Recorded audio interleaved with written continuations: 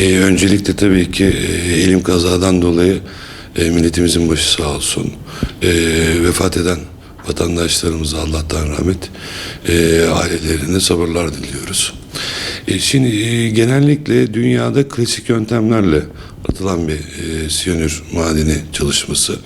Burada da aynı şekilde yüzeye yakın bir şekilde aramalarla yapılıyor.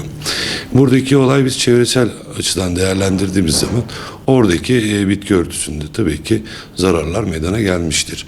Bizim baktığımız zaman çevre mühendisliği odası olarak yaptığımız işlemlerde ÇED değerlendirme, yani çevresel etki değerlendirme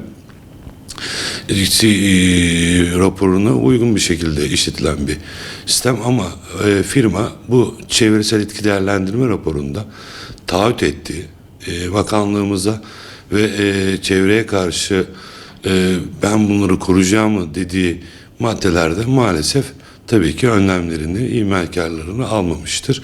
İşletme kontrol ve takiplerini yapmamıştır. Bu elim kazada bundan oluşmuştur.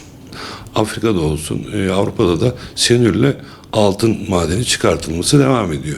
Önemli olan proses, işletme, kontrol ve takiplerini düzgün bir şekilde bilimin ve teknolojinin ışığında yapmak. Siz bunlardan bilim ve teknolojinin ışığında kaçarsınız tesis olarak, böyle facialarla karşı karşıya kalırsınız.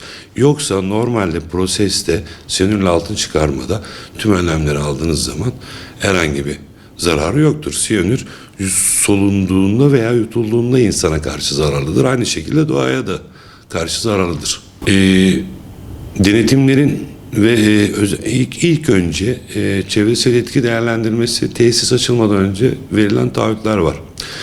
Bu ÇED raporu veya ÇED izni verildiği zaman, oraya tesis yapıldığı zaman, tesis yapıldıktan sonra işletme aşamasında denetimlerin bizim mevzuatta uygun bir şekilde danışmanların ve çok güzel kontrol ve takibini yapması gerekiyor.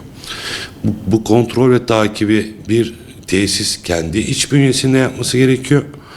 İki, dış denetim dediğimiz mevzuatta uygun bizim bakanlıklarımızın, tabii bu sadece Çevre Bakanlığı'nı ilgilendirmiyor. Burada Enerji Bakanlığımızı ilgilendiriyor, Çalışma Sosyal Bakanlığımızı ilgilendiriyor. Bunların takibini, denetimini işletme safhasında daha sık yapılması gerekmektedir.